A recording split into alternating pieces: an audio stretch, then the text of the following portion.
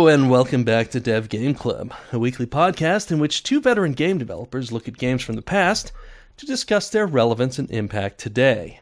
I'm Brett Duville, and I'm joined as always by my co-host, a man most recently seen at a dirty old rest stop looking over a letter from his dead wife. Tim Longo. Oh my goodness, I hope that wasn't me. Dark stuff. Yeah. Dark stuff there, James Sutherland. Are you waiting for me in your special place? Oh yeah, we shouldn't get into it yet. But let's not get into Silent Hill 2 yet, because we want to first touch on our last interview, which was fantastic with Julian Gollop. It was a really delightful.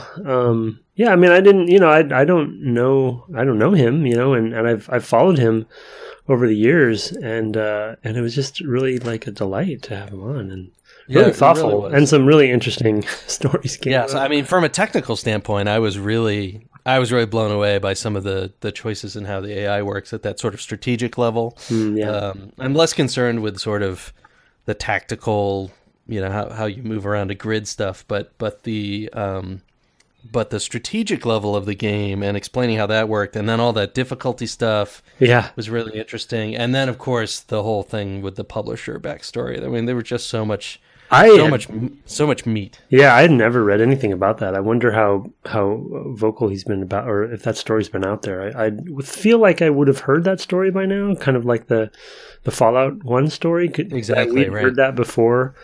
But, maybe not. It was a British company, and it's going back a ways, and so it's possible that it was just a little bit too far back for us, but but who knows? Anyway, it was fantastic, and I will say this is the first time ever that the podcast has gotten a tweet from an interviewee's mother, so that was fun. Was it a tweet? She tweeted, I guess he had retweeted, or his company had retweeted. But she's on Twitter. Both. She's on Twitter, That's and adorable. she replied and was asking how to hear it. Yeah. Because I guess she's not a normal podcast listener. And so I said, oh, well, you can just go to the webpage. And I had a little banter with her back and forth, and that was delightful. She said she'd spent so much time when he was a boy vacuuming up and stepping on his board game pieces that she wasn't going to let him go now. So. Oh, that's adorable. It was really terrific, and some other people associated with her were also in the mix. So it was just really a lot of fun. That's definitely going to be a teacher or an educator of some kind. Okay. It's just terrific. So. That's going to be a first and maybe a last for. Yeah, I don't know that we'll see much more of that. Anyway, so I guess let's then close the book on XCOM and turn to a different sort of horror. Not a horror from beyond, but a horror from somewhat more nearby in Silent Hill 2, a game from Konami, and for the audience, F Konami, came out in 2001. And we've talked about 2001 before, of course, because Eco came out in 2001. Okay, So this will be familiar, but it was also basically the first full year of the PlayStation 2, at least in America. I think it had come out earlier in 2000 than it came out here in Japan. But at least for the US, it was the first full year of the PS2. So it's a year that brought us things like GTA 3. Metal Gear Solid 2, a game which I don't know that you've ever played or heard of, but no, can't place it. No, not really familiar. Jak and Daxter, which I quite enjoyed. Twisted Metal Black, a number of really good first year PlayStation 2 titles. Also, Max Payne and Black and White on the PC were a couple of things that I remember being real touch points for me at that time. 2001 was also Halo. Yeah. It was also Halo. Xbox would have probably come out basically head to head with this game, because this game came out quite late in the year, September or October, I think. Mm-hmm. Anyway, it is of course a sequel to 1999's Silent Hill, And it shares a lot of design choices with the original game, some of which may come up. It was made by Team Silent, a team that made the first 4 Silent Hill titles and then was disbanded, I think largely in response to the poor critical and commercial response to Silent Hill 4, The Room, which really divided audiences at the time. A lot of people really hated it. I actually have a copy, and I'm going to start it while we're playing Silent Hill 2, though I haven't yet. What was... Well, maybe we should get into it later, but what was the deal with that game? Was it literally in a room? It does pretty much all take place, I believe, in a room, and I think that was part of what... So it's pretty experimental, that even sounds beyond... really interesting to me. It does, and so I am really curious about it myself. And I picked it up long after this generation was over. I just saw it used in a bin somewhere. I was like, oh, I should pick that up because that did sound kind of strange.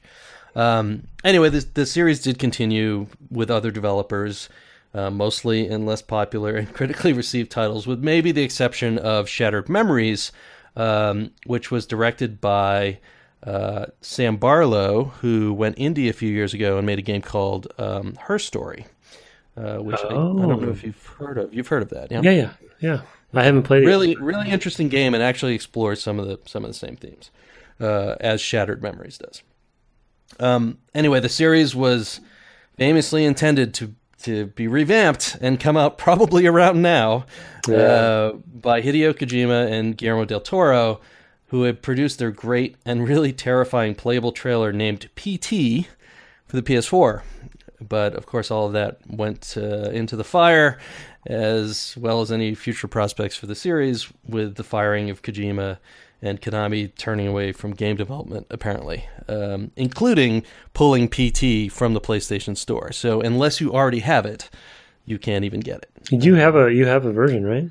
I do have the PS4 PT. You have it downloaded? I have it downloaded, yes. You can't... I think there's a way to actually put it on a PlayStation 4. Yeah, I heard about that recently. Yeah. Right. If you can get it and put it on a USB or something like that, there's a way to actually do that.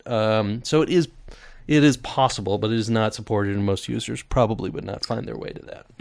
So it's a sad way that the series has ended, but at least it gave us some real classics, and in particular, I think Silent Hill 2 for me is about as scary as video games have gotten for me. In a way that we'll discuss more towards the end of the series, as we get to parts where I started to understand and respond to what was going on the first time I played it, but I think some of that will even start coming up today. So, anyway, what you're new to this? Mm-hmm. What's your initial response? I don't know where to start. Like, I have a lot more notes than I typically have. I feel like maybe by a third, 30% more. I am really liking this so far. I am completely blown away at what the game actually is. I don't know what I thought it was in my head. And we talked about this last Halloween for Resident Evil, and I am a relatively big Resident Evil fan. Not as big as Metal Gear, but I like Resident Evil quite a bit. But there's sort of a tone and a kind of a campiness to Resident Evil that I think I like because of it's such a curiosity. It's not really a scary game.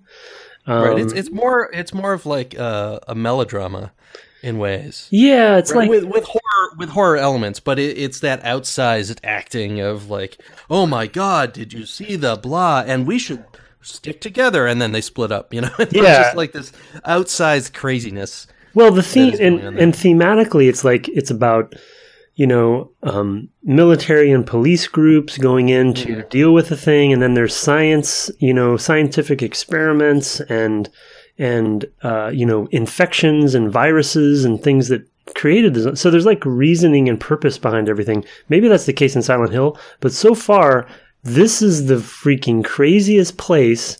I do not know what's going on. I am terrified of walking down one hallway There was a section before I found the flashlight where I'm just walking literally through. I guess I just got unlucky and I didn't find the flashlight quickly enough. I was walking through that apartment complex in completely pitch black, only being able to look at my map where there was light wells, and I have not been that scared in any form in a long time.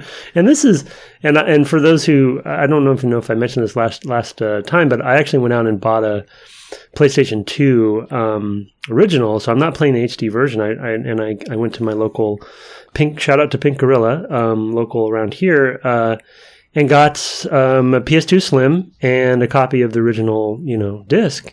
And so I'm playing in low fidelity, and it looks like a PlayStation 2 game, but I'm still like, the fog is brilliant as far as I'm concerned, as far as a way to build tension and still be able to make your performance work with draw distances and stuff. And then they use darkness in the same way with interiors. I don't know where. Yeah, and I think we'll come back to the HD remake later, because we had some feedback. I think somebody sent an email about that specifically, and we'll get around to that part of it. Yeah, for me, and I really had to slow myself down going down when you first enter. Basically, go from the parking lot. So to set the game up a little bit, for those who haven't played and are listening along, you start in this basically disgusting bathroom at a rest stop just outside of this town of Silent Hill. And you've got this letter in your inventory that you can examine, and it'll read, you can read it at that point. Or you can get it read to you just by exiting the restroom, where you have this letter from your dead wife. She's been dead 3 years. And it just starts. It just starts with this guy looking in this mirror and saying, "Mary, could you really still be alive somewhere?" That was the key for me, is that the first voice line is the point of the game so far, the objective, right? You didn't even need to read the letter, and you knew what he was doing there. I thought that was just a nice, really elegant touch. But anyway, continue. It's really terrific in situating you in this guy's mental state right from the outset, because he is grieving. He's still grieving. In a way, he looks into this mirror, and we'll probably talk more about this sort of cutscene to in-engine cutscene. The weirdest freaking thing I've ever seen. It's good though. It works. But yeah, I think it's a smoke and mirrors kind of thing. Like, he really looks this good in engine, which is obviously false. But maybe we might have believed that 15 years ago. Anyway, you immediately get the sense of, this is a guy who doesn't know what to do with his life. He's gone to this place. If you look at it, there's a picture of Mary, his deceased wife, in his inventory. And if you examine the envelope, it'll say that's really her handwriting and her on the envelope, and that's a picture of her. And then you walk outside and you get her voice line where basically she's reading the letter. So you get this sense of, like, here's a man in this horrendous grief, which is not a thing in video games. Certainly not in 2001. Grieving anything.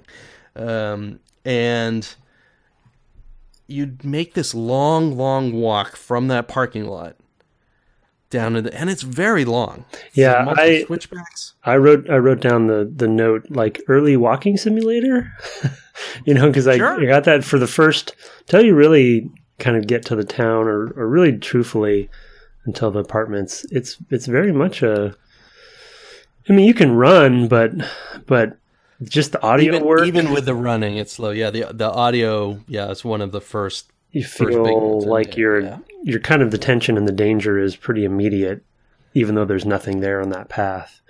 And the fog, like, I think the two things that have thrown me off, and I don't know, I think because I just had assumed this was Konami's Resident Evil, and it's really, really not, is that, like you said, the themes and the tone so far, completely different. It reminded me of Twin Peaks to some degree, and Stephen King, and it takes place in Maine, which I didn't even realize.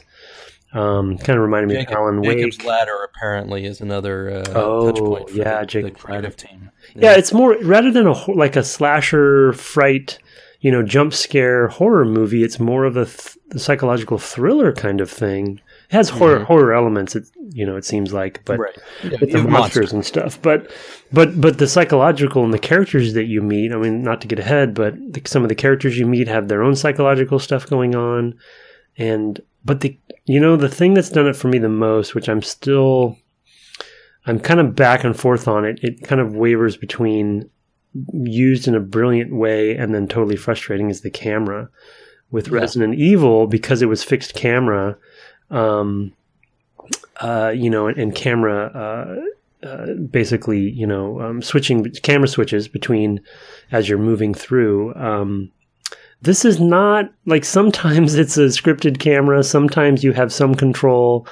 Sometimes you can you can use that search button to kind of write it behind you and kind of play it like a third person game. But then sometimes you can't do that. But there's these moments like walking down that path where they wouldn't let you move the camera, and the camera's just looking at, it's facing toward you as you're walking toward it. And so you hear the sounds and you see the fog all around you, but you can't see where you're, at least how I played it, you couldn't see where you were going. So no, you can't until you actually get down to sort of a flat area. You can't actually reorient the camera very much. So there is this tremendous buildup of tension of, I'm heading into the unknown, and it's unknown both as a player and as the character, because he is descending into this really thick fog, and that's a technical thing we should maybe talk about again with the HD remake stuff, because that I think will really call that into stark relief, and I can explain why the remake is bad. That's actually a point I didn't catch. That's a really good point you just made. That there is, I guess I'll say it in an extreme way. I think it's true. There is no cognitive dissonance in this game right now. Like he's reacting to what you're finding with the craziness and what's going on with his wife as much as you are. And you both have the same questions. It's amazingly interesting, and actually it makes me think that this is a game where, and this is getting ahead of ourselves a little bit, that there's a distinction between id, ego, and superego in this game, and I think the player is the superego, and the id is another character we'll meet later in our discussion. Oh. And I really feel like that distinction is made and deliberately chosen. And I don't know how much they studied Freud and came up, or if they just kind of were familiar with that in the sort of vernacular, but it really feels like you're the superego having this bit of remove and making the decisions, and that James himself is kind of the ego, which is kind of in that in-between layer. So, I mean, I think you're probably giving them too much credit, but that's probably true. But that's why this is my favorite horror game. Yeah, because there's a possibility that could be true. Yeah, for sure. I mean, maybe I'm not giving them enough credit, but there definitely is intentional. There's definitely intentionality to a lot of what seems to be in there.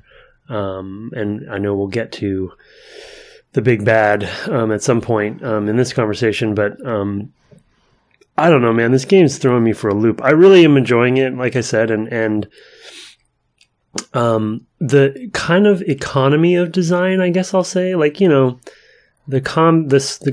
not really I barely call it combat. I'm still not even sure if I understand how you swing something, because it seems to do something different every time. We can talk about that. Yeah, sure. I'm sure that I can get better at it. It's not easy to control. Yeah, but I like some of that because in Resident Evil always dabbled with that too, right? With tank controls and sort of making.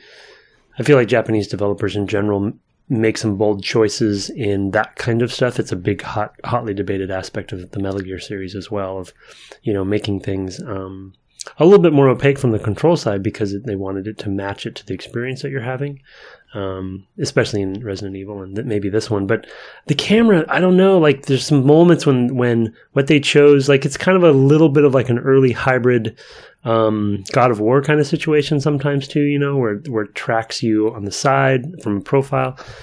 And sometimes it's really just really perfectly built. But what I've found myself, because I've now found that search button that kind of writes the camera behind you a lot of the times, I use that probably too much, so I may be kind of breaking it a little bit.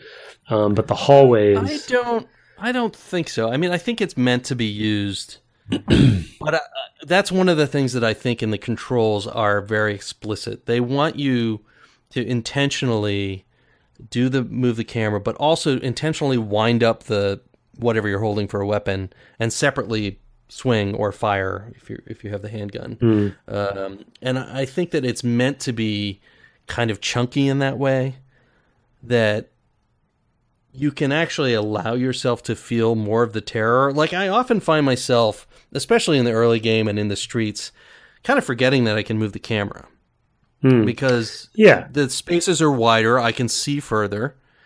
But then when I get into the hallways, I'm like, okay, I'm scared now. I want to see where I'm going. And I'm constantly hitting it. And I think that's fine. I think that's meant to be... It's in a way the way we can govern our own experience, our own fear level in this game. That if they chose, with as good as the audio is... it's very good. And making you just creeped out, because it's... The music or you're coming down that initial switchbacks into the town, and there's like sounds of dogs, maybe.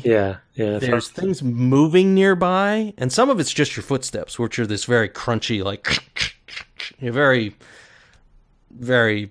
They almost feel 16-bit. They're so kind of, I don't know, overstated maybe. But there's so little separation between what you're doing and what the rest of the audio environment is doing. It's all terrifying. And the stingers too, like the musical stingers, they're not necessarily compositions per se, but they're like what we might call stingers, that they play when you're in certain rooms sometimes, and it is just the tone of it.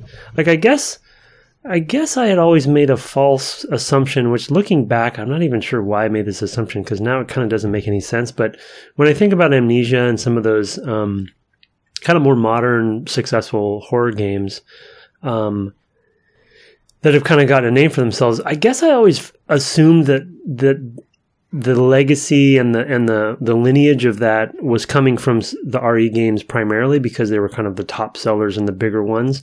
And I just hadn't played any Silent Hill games before, but they're coming from Silent Hill.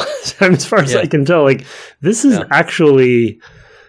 a real horror game. And I just did not realize that. I thought it was an RE ripoff, and the fog specifically is, I'm really surprised at how amazing of a design choice that is, both aesthetically and just tension building and pacing, and then it plays to the tech as well, which is which is really important, right? It gives you a sense that it's much bigger than it is. And in the first year of the PlayStation 2, when everybody's trying to figure out, I mean, so to set the stage a little bit for our listeners, you had gone from the PS1, which was a very well supported. I mean, they had great developer support reportedly. I never worked on the PlayStation 1 in a professional capacity, but they had this great developer support. They had a fairly straightforward machine in terms of understanding and programming for it. It was very fast at certain types of things, and it didn't have a ton of memory, certainly, but nothing did. Then you go to the PlayStation 2, which at the time was pretty progressive in terms of architecture. And a lot of people, I think, in the industry would say the success of the Xbox 360 is largely predicated on the difficulty of programming for the PlayStation 2.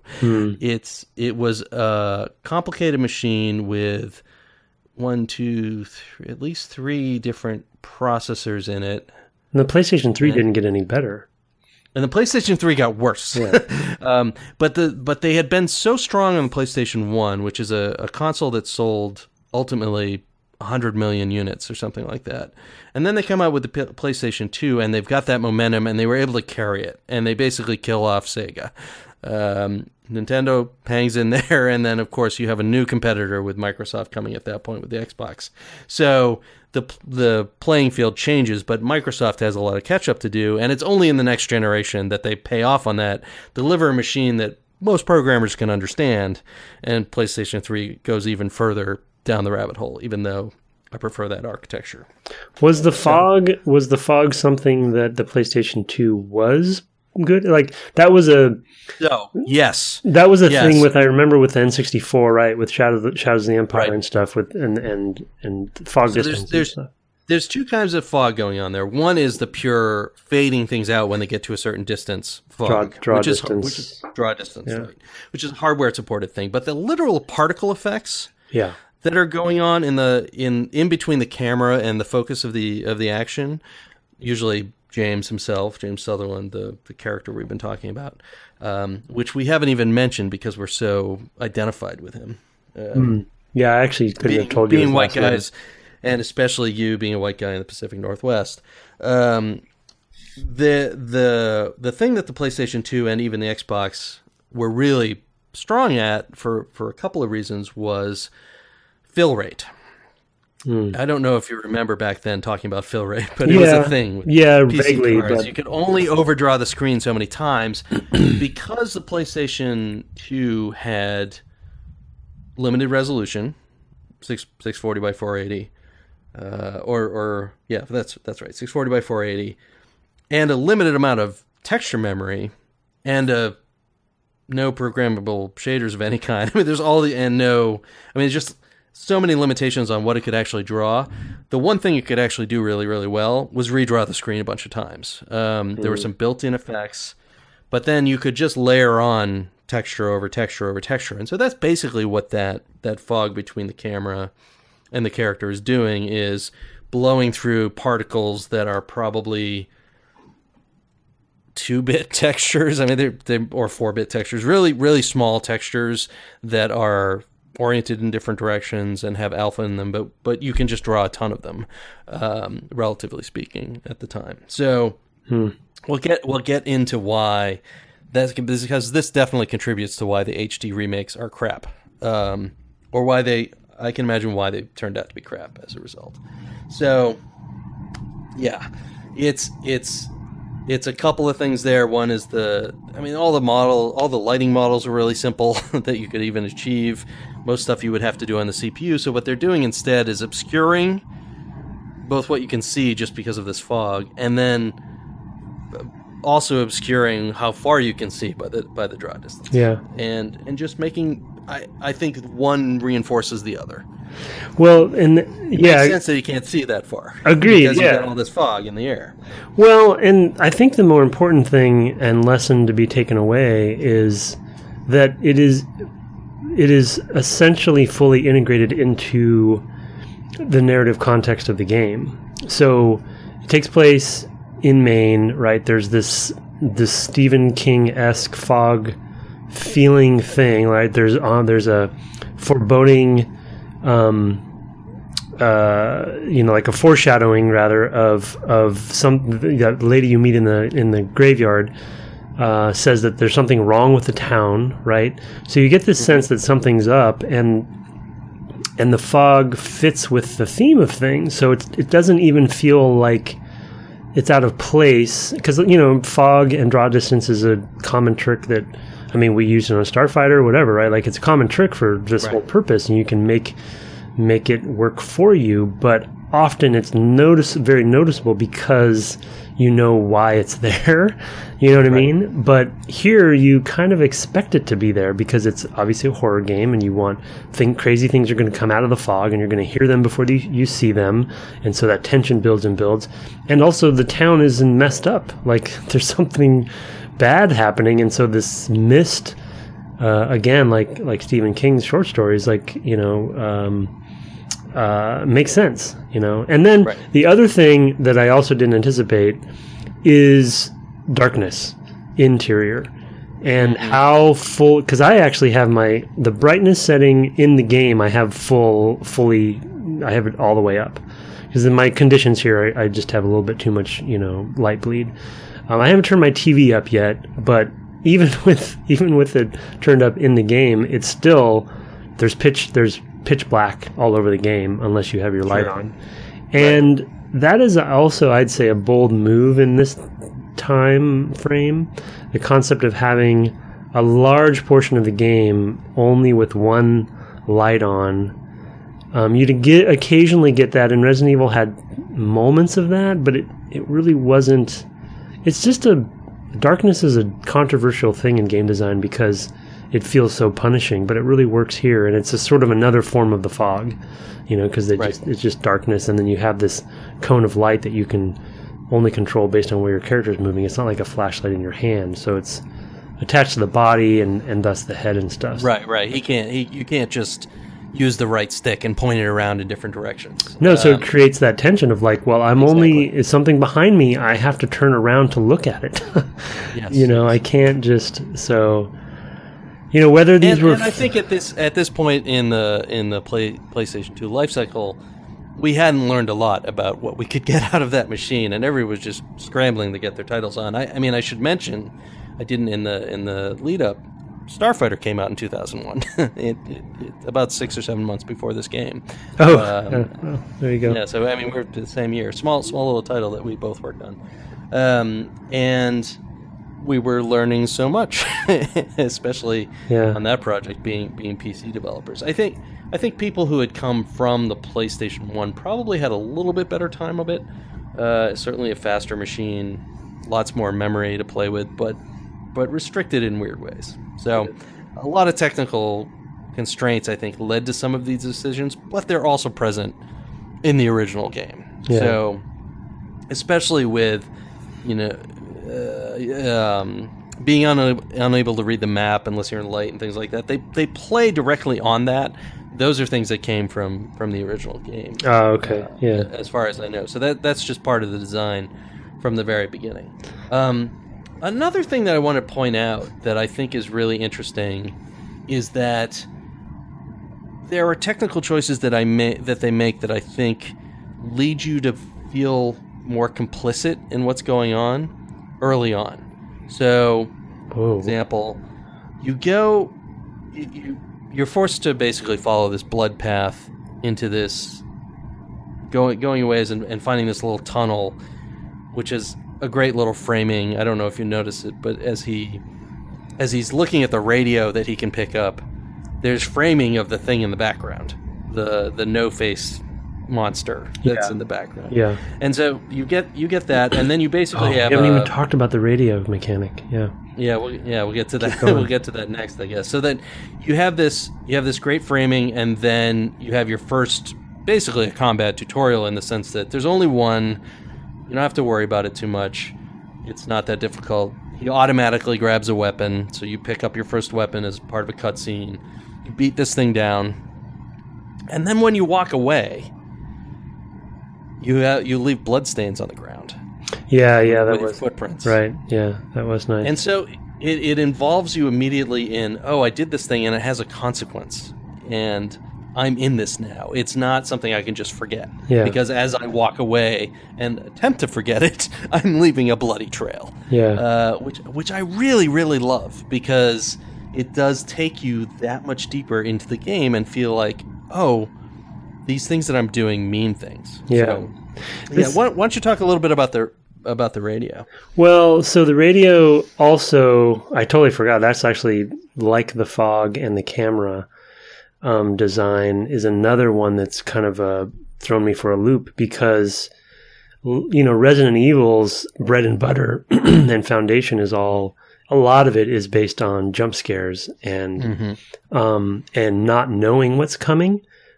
But this game puts in a freaking mechanic where something's coming, and that it's, unless they break, which I had this note down, I hope they don't break this rule, because if they do, I will be pissed.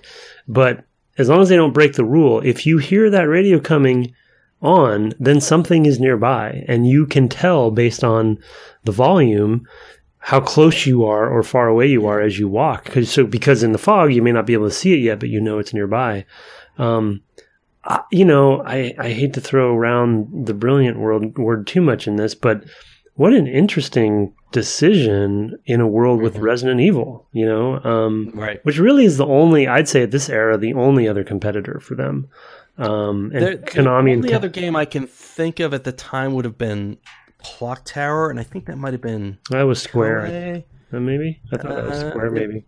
It could be Square. It's but been a long time. Yeah, I'm gonna look it up. but there are very few. Like Clock Tower, maybe, but I'm talking about like franchises that were actually trying to go toe to toe. You know, It's Capcom. I mean, Capcom and Konami, like, and nothing in the West really doing. I don't know. We're always blanking on Western. Well, Alone in the Dark would probably be the one. Yeah, that's fair. Series, That's fair. One Western series, but it's different. It's more stagey. It's more puzzly. They used largely fixed cameras until the later versions, right. and that was French development. I guess just the radio is just really intriguing to me because it's a tension builder rather than the RE version of building tension based on when am I going to get backstabbed or surprised, because this is, and the other thing I love about it is that I think we probably talked about this with Resident Evil. The problem with jump scares is that, learning through punishment, learning through failure, right? It's like, of course I didn't know that jump scare was happening because it's a jump scare. It has to, they can't tell me. Yeah, you have to not know. So if I'm not ready, I might die and I might have to start over. And so now I know it's where it's coming. Okay, I'll replay or whatever. Here, you know what's coming. Unless they put you into a small room with a big guy, then you may not completely know. But even that, I think, was a fair moment. I don't know. Just all these elements together, I've just completely surprised me in a weirdly delightful way. Let alone the horror style itself is right, which is its own freaking me out. All right, I want to talk about two more things. One is the puzzles. Yeah. There's puzzle difficulty, which yeah, sure. which they call riddle difficulty in the translation, which is also hilarious to me. I think you're going to get Gollum. Yeah, exactly. I kind of would prefer Gollum. Most of the puzzles, I guess all the puzzles at this point have been in the apartments themselves. Yeah, but I mean, like, how are they tuned? Like, what does a puzzle difficulty mean? I guess in case of the coins in the desk, you'd have all 5 you have to, because I only had to find 3. I think I would have to look this up, but I think I'm playing on the medium difficulty for the puzzles, so whatever the middle one is. There were 3 difficulties for me. I'm playing on the Xbox, which I don't think I mentioned, but I'm playing easy for both, and I only had 3 coins. I'm playing the easiest level on the combat because I don't really care. Yeah, I don't think I don't think the combat needs to be. That's fascinating. I don't know the puzzle. It's basically lock and key puzzles, and right. There's not much else than some riddles. Yeah, I guess there are actual riddles in there with like the... Right, so the Harry, Mildred, I think it was Harry, Mildred, yeah, that was a trip. Yeah, which is they're not funny. They're stretching. But they're not deep. They're not deep. I will say, though, you had given me a hint, but probably my favorite key of any lock in video game history is a case of juice. Yes. You put down... I walked all around this freaking apartment complex to find at the end of a hallway a case of juice that's laying on the ground, and that was the key I needed. Yeah. That one is particularly silly because you pick up like health drinks. And so when I picked up the case of canned juice or whatever, I assumed it was another health drink. Yeah, that's a good point. And this is looking back a ways because the original time I played this was maybe 10 years ago. But You're much I got that. Now.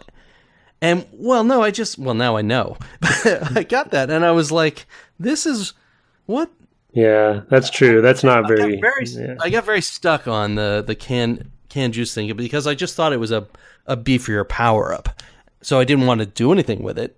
So I do think that the game wants you to examine stuff so that this isn't a... Yeah, and they're doing but it doesn't really lead you to do it. No, they're trying to compete with RE on that stuff, right? And doing it not as good a job with like the investigate or the examining stuff. You can't rotate objects or anything, which right, sure. Yes, they are definitely not quite up to that there. The other thing too is that the puzzles don't feel super motivated. Like, why? What on earth with 3 coins in the desk? And I mean, I do like that the Harry Mildred Scott is hours, minutes, seconds. I think that's funny, but it doesn't make any sense. Yeah.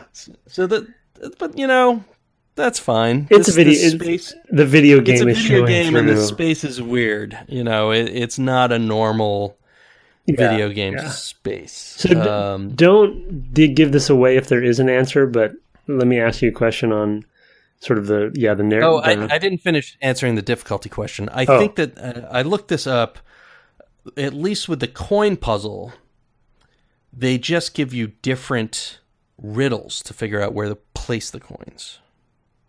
So it's the same 3 coins, but the riddle is more complicated and more obscure. So interesting. I'll have to look that up. I'd be interested to know what. Yeah, it's a weird. I mean, choice, talk about subjectivity. Whew. Yeah, those riddles, and then translating it because of course this was originally Japanese. But. Yeah, that's crazy. Yeah, so anyway, I mean, go ahead. Well, I was just going to ask about the save game sort of fictional context. With RE has typewriters, and that was always weird. And why is it a typewriter? I'm just gonna type out I'm just gonna stop in all this horror. Yeah, and tell a little story about what's happened to me. I'm journaling in the middle of my adventure as a police officer. But what do they ever explain? What the heck those red napkins? what are those? Because the first time you save, he says, which I thought was a nice touch. I feel like something's groping at my skull, and the screen turns red, and I was like, this is kind of interesting. What's going on what are they trying to do here? So, but do they ever pay off on that? I don't know that they ever it's just really explain why it's a red square. I do think that is it's a choice because it stands out. It's highly visible, right? And it's also something that shows up on your map as a big red square, and so there's some parity between. But it is a really laying on a strange choice. Desk. Like what is it? A red handkerchief? I don't know. I just or bandage, a blood-soaked bandage, maybe. I don't. It's not obvious. Symmetrical. Yeah, I don't know. It's just such a funny choice that it feels so intentional that there's got to be. They talk about I assume it's Pyramid Head, the red man, the red that is Pyramid red Head, devil or something. He has a pyramid head. Yeah, but I guess I didn't. It's not a fully symmetrical pyramid, or I guess what you'd say a right pyramid. I guess it's not a right pyramid, but it is a pyramid. Yeah. But I mean, they call. I feel like I read something where someone referred to him as a red. Oh, red demon. And he kind of has a red hue to him, but he didn't immediately look red to me. But when I looked at him again, I guess the pyramid has a red tint to it. Maybe there's a red theme. I don't know. It's covered with blood and gore.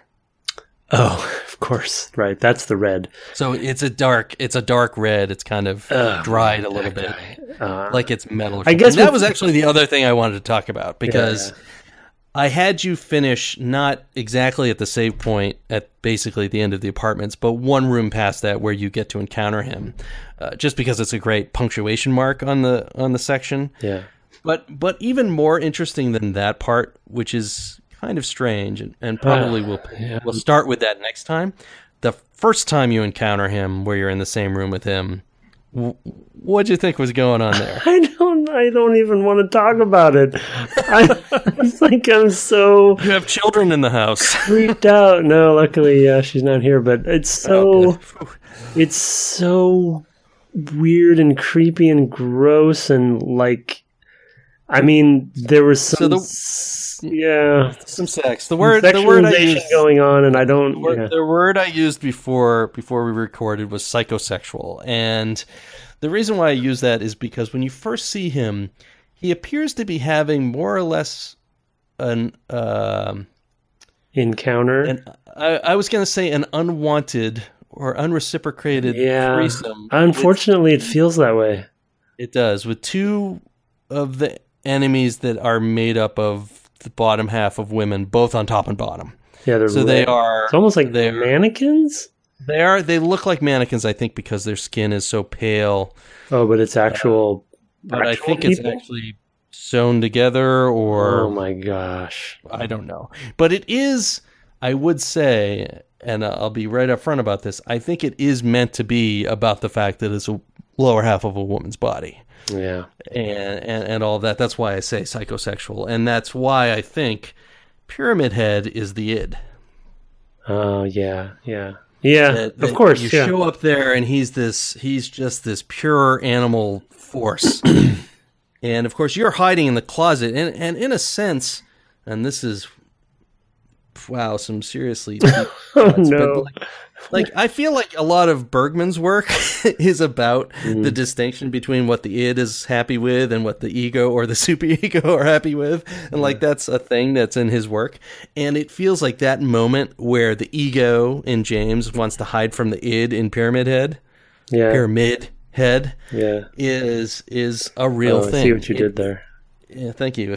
It feels like that in that moment of I'm afraid to confront this raging primal force. And it makes Pyramid Head feels like that sort of thing. He wants what he wants. It makes him even worse. Yeah. Yes. Yeah. Versus, say, like Nemesis in Resident Evil, or a big scientifically engineered snake. You know? Right. Exactly. Or a spider. It was like, yeah, okay, I'm afraid of spiders, but there are no such thing as giant spiders, so I'm not really that afraid. But I can't even explain this guy, you know, and the psychosexual aspect of it. It's just one of those taboo topics that it's just, I don't know. I vaguely saw that with all these legs of women's bodies. Yeah, but then not only that, just like diving in and basically, I would say, raping them. Yeah, and then they're dead afterwards. Yeah, and then he's taken what he wanted and he's done. Yeah, it's just so messed up. Like, and I think even if you don't read too deeply into it as to what's going on, I think that affects you. Is that, oh, that's what that is, whether or not you can put a name to it. And then you're also basically, I mean, as far as I can tell, you're helpless against him. Like, you can't, I don't, you know, obviously don't want to talk about later on, but right now you can't kill him or anything. I guess all you do is scare him away with your bullets or something. And I guess, and that's kind of what they teach you when you're in the closet, which, by the way, a Halloween moment. Like all the closets are the Halloween closet. Right, sure, the closets. Which is, by the way, we every house we've lived. This is a total aside. Every house we've lived in has had those closets, and the first thing my wife does is we take the closets out and we hang curtains because of Halloween. She can't have those accordion slatted Halloween. And yeah, now that I can't unsee that too, so. Yeah, it's pretty creepy. I have those kind of doors here. They're not wood; they're vinyl or whatever, or maybe aluminum. But yes, it's a terrifying thing. Because of that movie. I just don't even know. Like the pyramid. He's got. We'll come back to Pyramid Head. Okay, yeah, for sure. We also meet some other characters. I think we'll push that off the next time. Yeah. Because we will, I think, meet those characters again. I believe in the next section at least. We've met the lady twice so far. She was in the cemetery, and then you meet her in the apartment as well. Right. With when she had the knife. And there's somebody who kicks a key away, and then there's the kid who's vomiting into the toilet. Yeah, what the heck is going on? Yeah, Eddie's quite a character. This place is something else. I'm just flabbergasted with this game so far.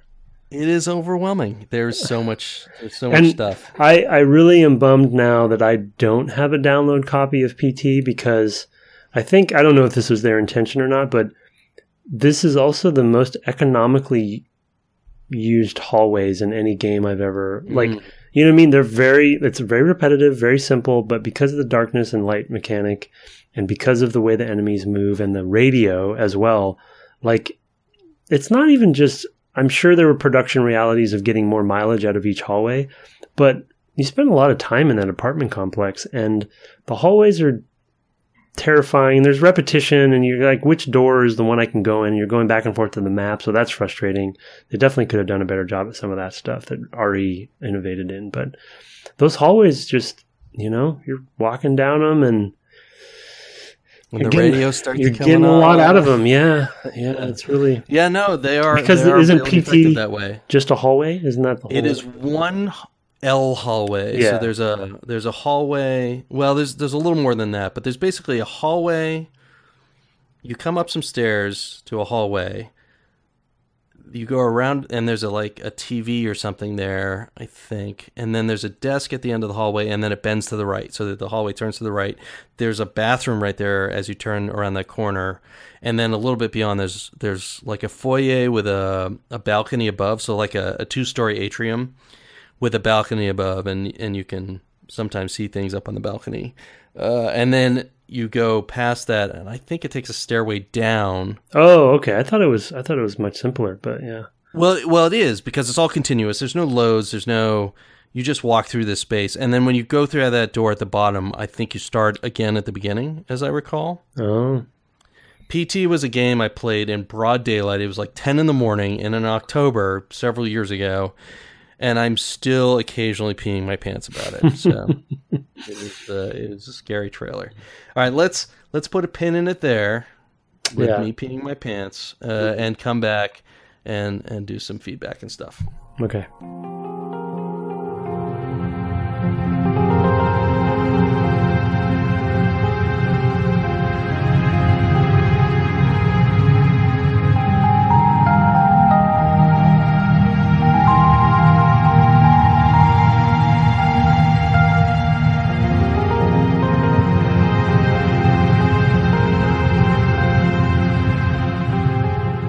Welcome back from the break. We are, of course, discussing and playing through our second annual horror game for Halloween month, Silent Hill 2, and we have a few pieces of feedback which touch a little bit on it and a little bit on the podcast generally. I gave you the first one from Michael, I believe, by email. Yeah, subjects catching up, burning through podcast time availability from Michael Keane. Hey, Brett and Tim. Over the last week, I've listened to all of the Super Mario and XCOM episodes, and while I have many thoughts, I'll try to keep it brief. Number 1, Ashley Riot, or Riot, ! I don't know what that... That is a Vagrant Story reference. Oh. Well, he is, of course, one of the... elite. The Knights of the Peace, Valerian Knights of the Peace. I can't remember what VKP stands for. He's of course He's a risk breaker, is what I'm saying, Tim. Who is Ashley Riot? Yeah, that's he's a the character. Protagonist. He's the protagonist of Vagrant Story. So Michael Everybody Keane, loves Vagrant Story, Tim. Yeah, okay. Michael Keane is one of the elite who loves and plays that game. Knows.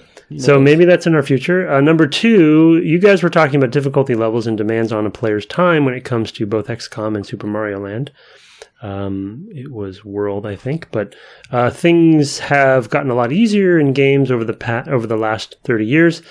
Is the general decrease in difficulty because developers are appealing to a larger audience, or a response to the idea that developers understand that older gamers like me, 30 plus, just don't have the time they used to have to master the game's mechanics? It's probably both, but how much design planning, if any, goes into accounting for adult players having 9-to-5 jobs? Has this changed over the years? You guys had a month and a half to play XCOM, and you barely made a dent in it. And then moving on, Brett, I'm thinking specifically about stuff like the differences in leveling up characters from Oblivion to Skyrim. In Oblivion, there was a whole system of efficient leveling, quote unquote, where I had to keep track of just how many skills in which categories I had increased before I could actually use my level up without missing out on experience. Skyrim did away with this pretty much entirely, and I'm wondering what the logic for changing that was. I failed in being brief. Thanks for the entertainment. Yeah. So my thinking, we'll get back to Oblivion and Skyrim in a moment, and of course Tim's the actual professional designer here, so he'll chime in. But my feeling about, in terms of game difficulty, is that it's a combination of factors. One is that we're much better at usability issues now, and so that's just a pure thing. That the games are just definitely better, more usable as products, and that helps a lot. The other thing that I would say is that, to a certain degree, as we age as developers, we are still making games for ourselves, and that I think tends to lead to making games that fit into our lives, consciously or unconsciously. I don't know that we necessarily... I think a lot of companies don't really sit down and say, let's make a game for this specific person. We tend to be gamers in development, and we make games for ourselves. That's certainly what Bethesda does, for example. So, so I would say that those are two factors that have been definitely part of that. Your thoughts? Yeah, I echo those as well. It is to Michael's. I think he kind of made the point that maybe it's both things. It is actually a combination of things, I'd say, and it. For me, I guess the kinds of games that I've made and been involved with they tend to be pretty big games, so they have certain goals that you can't kind of walk away from. I can't speak for indie devs or games that are more targeted. We always bring up Dark Souls as another kind of interesting semi-recent example, but it is a combination of that stuff. I will say usability is a key variable for the kinds of games that I've been involved with, because audience, like when he asked about like demographic when it comes to like that 9 to 5, 30 plus, hilarious that he's saying he's an older gamer at 30 plus. But that demographic would be too narrow for the kinds of games that I've been involved with. Your demographic needs to be wider because you want to hit more people, and you're not thinking that's 14 to 70. Yeah, like it's like 18 to 30, 35 or something is like the general starting place for an M-rated. Yeah. So it's a wide range. So you kind of have to account for that. That's where difficulty levels and, come in, where you have some options there for people who want harder, of course. But the usability is definitely a thing, because games have gotten such to be, he was hitting on the head. They've become such a big business that you don't want to narrow yourselves too much. But I'm glad that the indie movement has happened, because then those teams can make more specific decisions if they want to, and not feel that pressure that I, for instance, feel of needing to make a usable game. Exactly. Well, there's a big financial pressure because you need to sell X units for Y budget, right? And one of the things that I think has made things like Dark Souls possible is that I think Japanese budgets have never gotten quite as out of hand as Western budgets have, because there's still a thinking in Japan that they are building first and foremost for the Japanese market, which is necessarily smaller. Yeah, because it's a conservative. Because Japan is less populous. It's a conservative culture too, so they're never gonna. Yeah, the other thought that I wanted to add in that I try to think about, even for a blockbuster, is. And I would assume that even smaller teams or sort of niche games think about as well. I think the goal, to Brett's point, I agree with him in that we've gotten better over time. Some of it is us aging up for sure, and our perspective on life. But I also try to have younger developers and designers working for me, so I don't lose, that perspective. So they'll kind of keep me honest. But I think the goal really needs to be, the goal should always be make the right difficulty for the game. Because once you know the goals and you know what you're trying to go after, the developers and the designers should figure out what sweet spot is for that genre, for that game, for those goals, so there isn't like a one-stop shop answer for, we've gotten, I think we've just gotten better at answering that question. We're still not there yet, and many games still get it wrong, including myself sometimes, but we're getting better at answering that question of, okay, what's the right difficulty for this game? And that's the answer. It's not that everything's easier all up or harder all up or whatever. I think Dark Souls is kind of showing us that game required a more difficult game because of what they were trying to do with it. And they hit a sweet spot and found an audience. The other point too there is, and I haven't played Dark Souls all the way through, but having played Demon Souls, there's actually not really a ton of space that you're exploring there. So they're not building as big and long a game as other games with less difficulty might, because you're expected that you're going to walk over this same space a billion times, right? As you figure out how the enemies work, and you just level up or get more souls and whatever you can do with those, etc. So there is inherent in the design I'm going to replay the same space multiple times. Which is really not that dissimilar from PT that we talked about earlier, except that that's not a difficulty thing there. It's how can we introduce new scares to the same space again and again. But with Demon Souls or Dark Souls, it feels like there are maybe 5 worlds, there's maybe a dozen bosses, and if those bosses were more conventional, you'd blow through these games in 3 hours. Yeah, the rest... There's really not a lot of space there. So the rest of the design matches the difficulty goals, like they were more cohesively built together, right? Is what you're saying. Mm-hmm. Yeah, I mean... in terms of what the market needs as well, in terms of we want it to take this many hours to play or what have you. So. Well, but I think the funny thing about that is they didn't know, with Demon Souls, they didn't know what the market needed. That was a kind of a breakout. Yeah, they were guessing at what they wanted to make and what they thought might be interesting, but then it kind of broke out of there. I actually wanted to kind of bring it back around to last episode with Julian. He brought up because we talked about difficulty with him, and XCOM's an interesting old school example, going back to my point of we're getting better at answering the what is the right difficulty for this game question. He was very honest with us as far as like candid. They didn't know if they had the right difficulty. They could barely test it at the end, and finish a game through, and that game is notoriously difficult, and people love it for that. But we are also... You and I have worked on a few games together that we didn't know how difficult they were. No.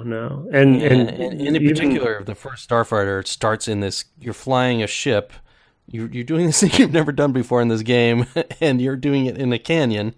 It is ridiculous. I played that a few years ago, maybe 6 years ago. Choices. It was not the best idea. I mean, to be fair, the original story had a number of missions in space originally that were supposed to happen before that.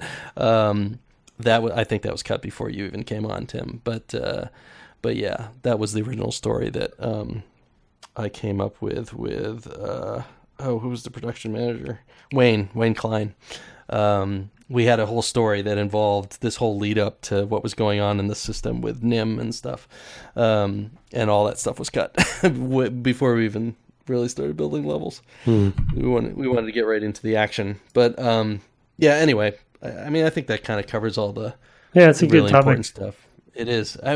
We can talk about that all day long. I did a million years ago. I'll try to track this down, write down some stuff about difficulty levels and difficulty in games that designers should keep in mind, and it was published on Gama Sutra as well as on my blog.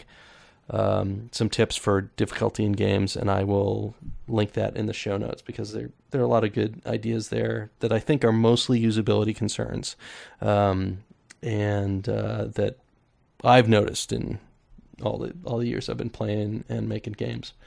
I have the second email. This is from Dmitry Parag, I'm going to go with Parag. Sorry if that's wrong, Dmitry. It's Pirag. He says Silent Hill 2 and HD remakes. I kept feeding forward to this earlier. He says, "Hey guys, love the show. I've listened to almost every one. My name is Dmitry.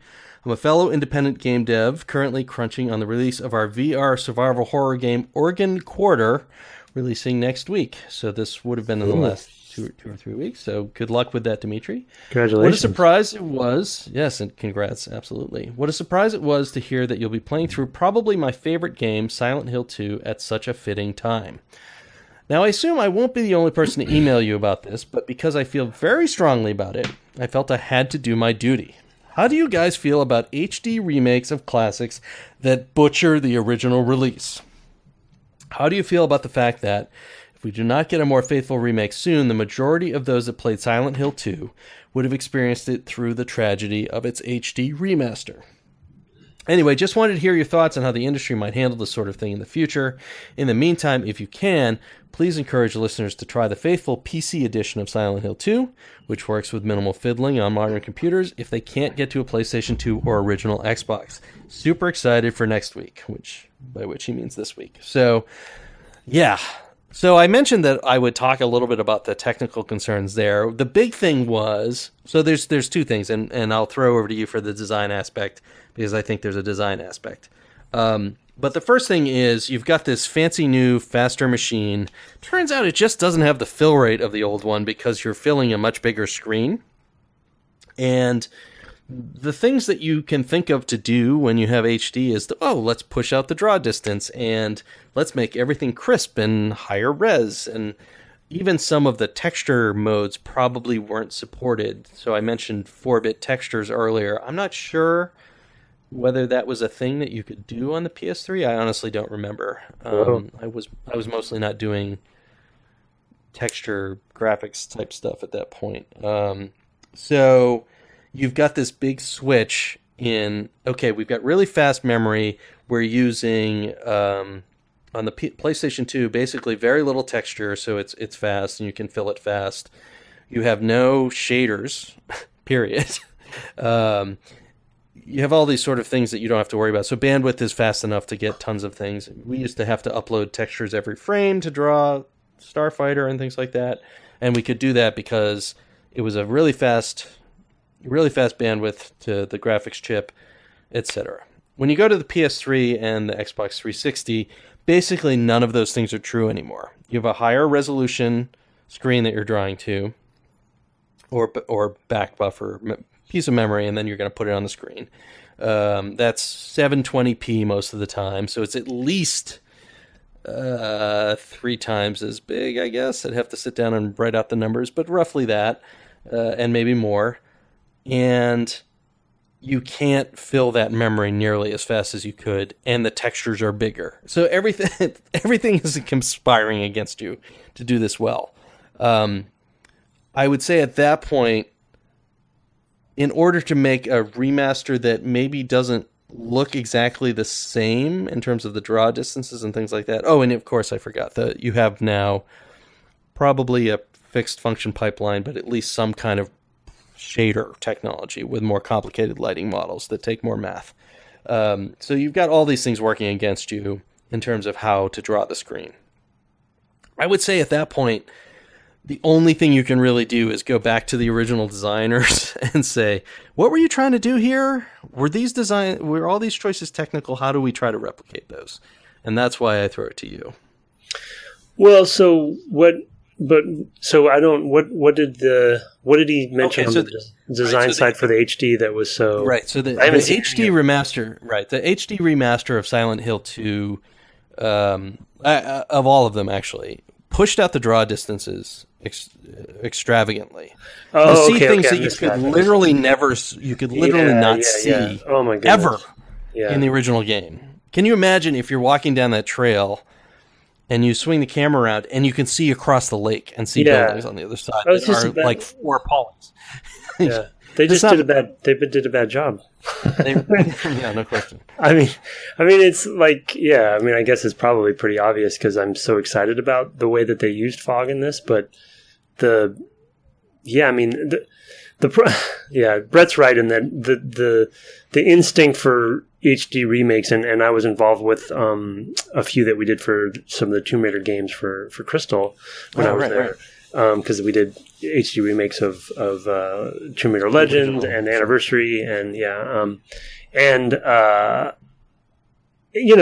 want to go higher fidelity, right? And so you're, like Brett says, you're pushing all that stuff because you can, and so you up the resolution and stuff. And that's the selling point of the new machines. I mean, there's a lot that comes into that. Yeah, exactly. But this, for my money so far, this game is all about less is more, and being mysterious about what's going on and not showing you stuff. And so that's counterintuitive to an HD remake where you want to show stuff. And I would even say that, and maybe why it's been hard to replicate the Silent Hill 2 experience since then is, it's almost a stylized game in a way, in that if you get super detailed, that's why I want to play PT someday to see what they were doing there, because I guess obviously fog is not an element, but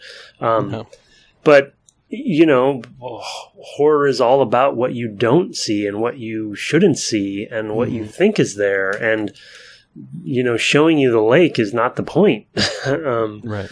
it's make your fog better and maybe even bring it in. And, I don't know. But all those distances, the magic of the game, clearly from what I've played so far, all those distances are design choices. And I guess that's what you're getting at, Brett, is like, when you hear didn't that. have to use them. But some of the things that I think that they really couldn't replicate as well were the billowing fog particle systems. The fill rate was not there to be able to I do didn't that even at I a higher wouldn't have resolution. even understood that. Yeah, like if you just use draw distance fog, then it wouldn't be the same effect for sure. Yeah, because it's you need that camera relative like that. Exactly. Yeah, and then that's a really fascinating conundrum for that remake. Super for that hard. HD remake. I think one of the things is that. Well, what I was going to say is that if we were to take, we could emulate probably a PS2 on a PS4 or Xbox One, certainly on the fancier ones, the higher powered, the Xbox One X and the PS4 Pro, I guess. They're certainly powerful enough to emulate the original systems in terms of.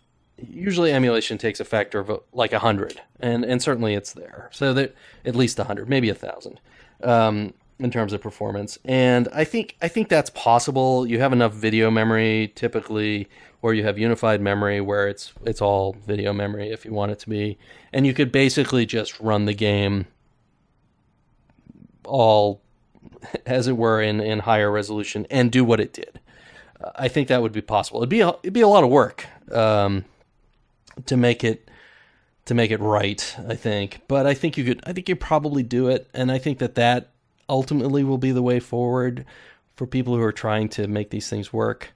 If the original assets aren't available, you'll just emulate the heck out of it, or maybe stream it over the web with something like those the thing that PlayStation bought. I forget what it was called, but that. Now I'm forgetting everything. PlayStation Now stuff? PlayStation Now, right. It was called something else, but right. Yeah, the name is escaping me. I just like, but I don't know. You can make, depending on the decisions and the compromises you make. I mean, every game, every creative endeavor. I think they could have made better decisions, and they probably cashed in on it a little bit. They just didn't have the same. They didn't know or realize the same goals. It seems like they didn't maintain the same goals as the original. Yeah, that's a really fascinating example, though. Right. I mean, other HD remakes tend to be pretty straightforward, for the most part, like Shadows coming out. For an action game, or the Uncharted series that I've played on the PS4 now as well. It just works. It's fine.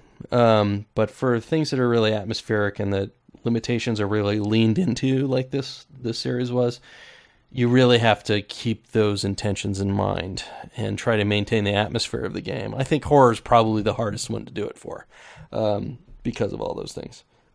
As I mentioned to Tim off air, I'm actually playing this on a CRT 4x3 blacks are actually black TV.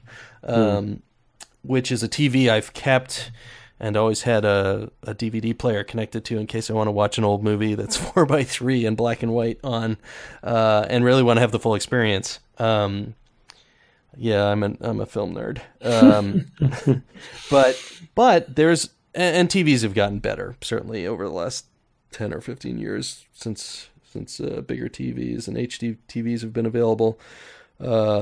Plasmas and etc. One of the things that was a big thing was like, how black is the black? And I think that's a really important thing when you're talking about a horror game. So for sure. Yeah, I'm playing it on a TV where black is actually black, and it's great and terrifying. So I'm gonna. Yeah, CRT I feel like would be scarier. It is. It's so good. Anyway, I'm going to change my adult diaper while you read the other email I think I sent over to you. Okay. All right. Here we go. Subject Dev Game Club. Best part of the week. Oh, that's nice. From Cameron Haas. Dear Brett and Tim, I just wanted to drop you both a line and let you know that I've been loving the show, which has only gotten better and better with each episode and each game. I started with Final Fantasy IX and have listened to each and every each and every one since then. XCOM was a great listen and made me reinstall the game and then remember that I was terrible at it. My favorite game you've done so far was Planescape Torment. First, because I played along with you guys for my first time, and second, because the game had a lot to say, and thus you each had a lot to respond to. Thank you both for playing this game, as being exposed to it gave me a lot to think about and a lot of hours of fun playing and listening. Recently, I listened to your Final Fantasy IX podcast again, and I noticed a similar aspect of that review, which was also true. And I think for Eco Shadow of the Colossus, in those games that have a powerful message, that games have powerful messages that are just the best games to talk about. I butchered that, but not only can you delve into their plot, but you can discuss their meanings, ideas, themes, and how these all affect you as a player. You get the best parts of the book club mixed with the best parts of two expert game designers talking about systems and play experience. I don't think there's a lot of place for simulation or platforming. I don't think there's not a place for simulation. Sorry. I don't think there's not a place for simulation or platforming. Your TIE Fighter episodes are also in my top 5, but I personally find the deep dives into deep games to be so much more interesting and rewarding. Now, as I said, I'm terrible at XCOM, worse than Tim by a long shot. Even the remake on easy kicks my butt. So maybe I'm just projecting my game preferences, but I can't tell you how very excited for Silent Hill 2 I am. I can't wait to hear your thoughts on the game that makes you think and have nightmares. Many thanks for all that you do. Best, Cameron. P.S. You once read a review of mine, good, from which I learned that my Apple ID username is something awful and odd and old that I created when I was like 14. I had no idea that was my Apple username. So if at least some of your listeners are like me, they might not know the usernames you read out. Refer to them, which maybe giveaways may make giveaways difficult. PPS, for one Halloween, you should do Phantasmagoria. That was the first horror game to give me nightmares. We did talk about Phantasmagoria.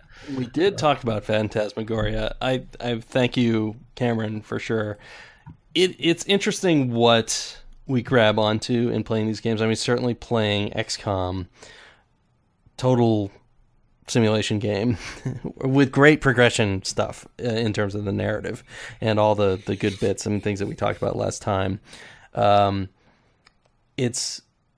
agree. I think that the games that have a lot more depth, I was surprised that a simulation game would have led to that many episodes, just because fundamentally what you're doing week to week is not all that different. And I think maybe as we got deeper, maybe it suffered a little bit from that, just because there's not a lot more to talk about other than, oh my God, I got this, or this happened, or this.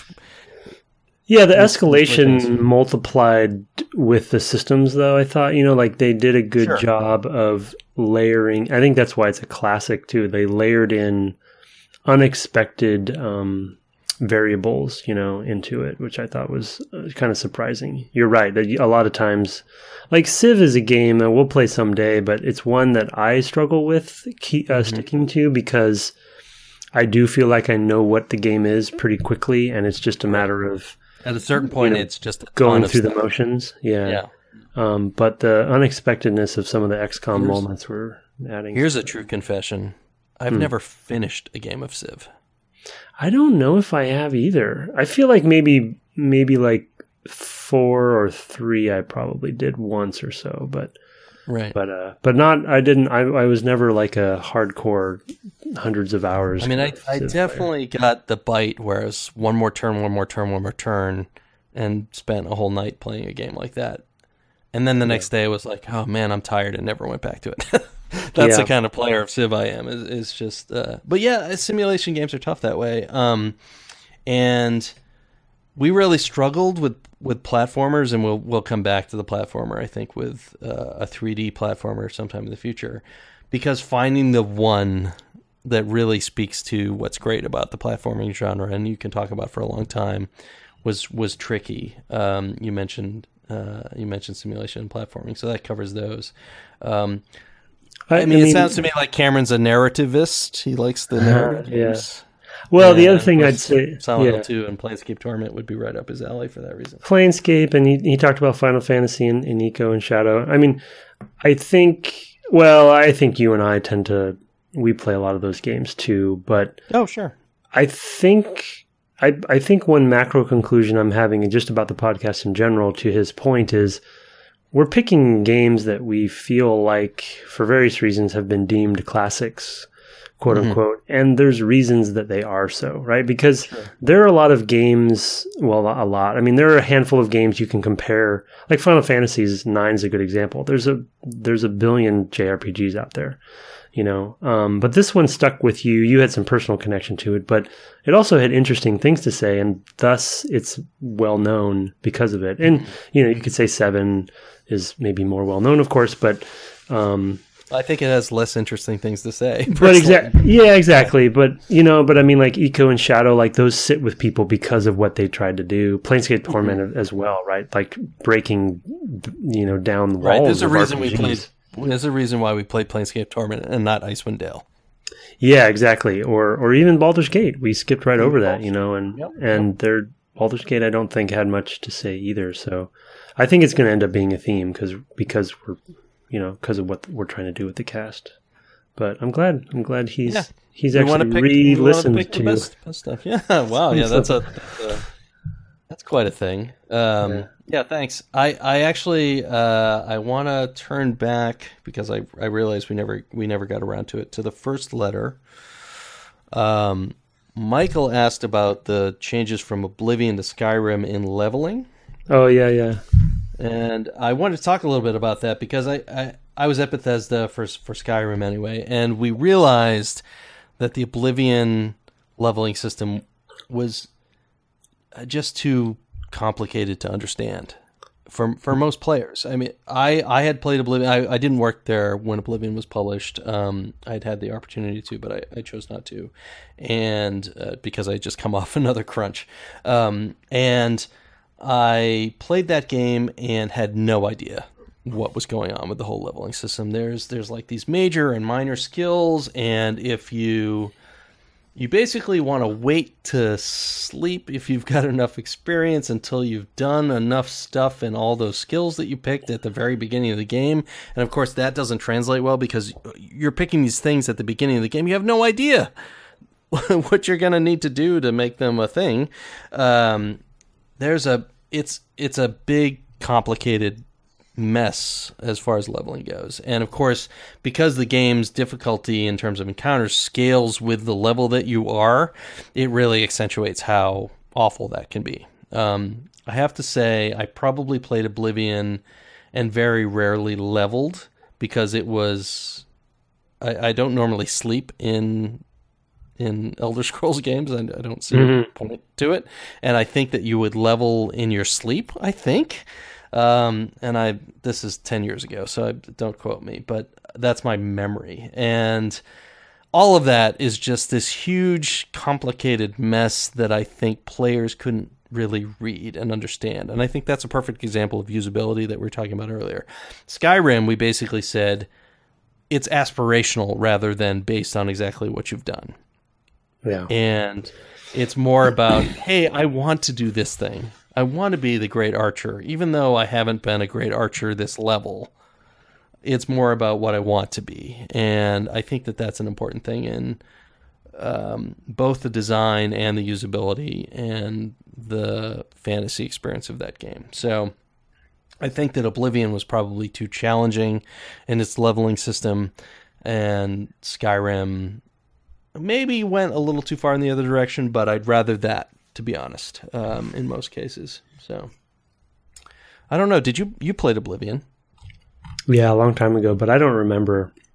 I actually played more. I believe I don't think I finished Oblivion. I played much more of Morrowind, actually. Yeah, that's a common thing because Morrowind was a lot more out there. So people had playing RPGs for a while had more enjoyment, I think, out of Morrowind. Yeah, pretty interesting game. It's weird environments, and you got those silt striders and all kinds of weird stuff in that game. So environments are strange. But yeah, I do think that was... I think there's a huge usability just understandability problem with Oblivion's leveling system, and that's not even.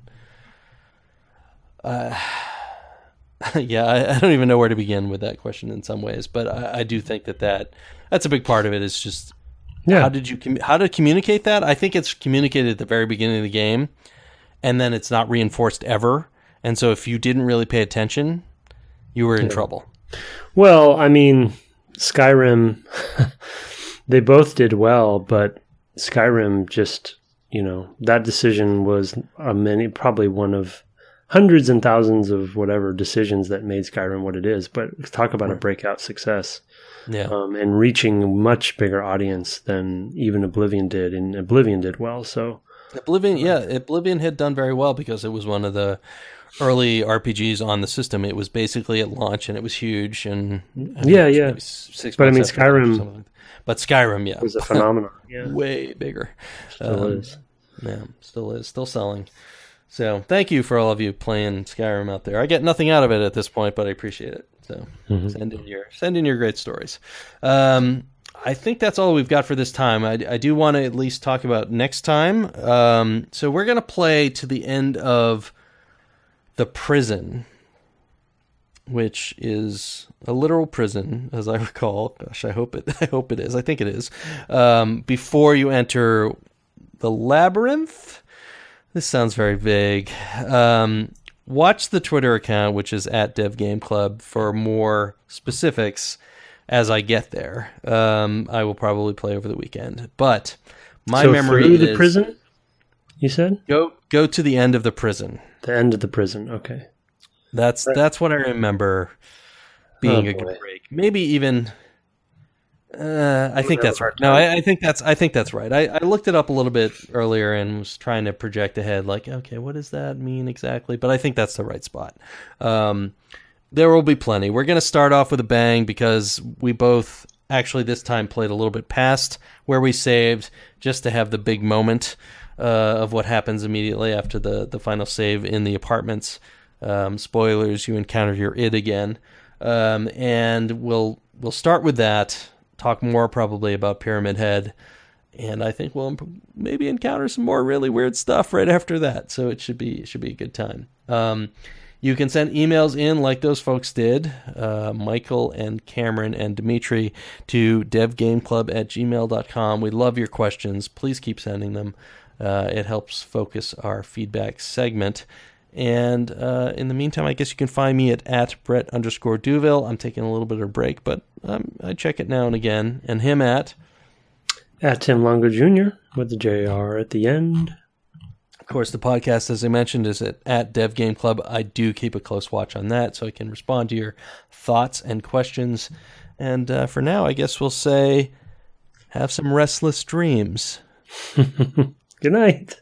Hi, Brett here. I was just doing the post-production and realized I forgot to give a shout-out to Giant Rat /Ficus, our buddy who wrote us a spooky version of the theme for our outro this week. Thanks so much, Ficus.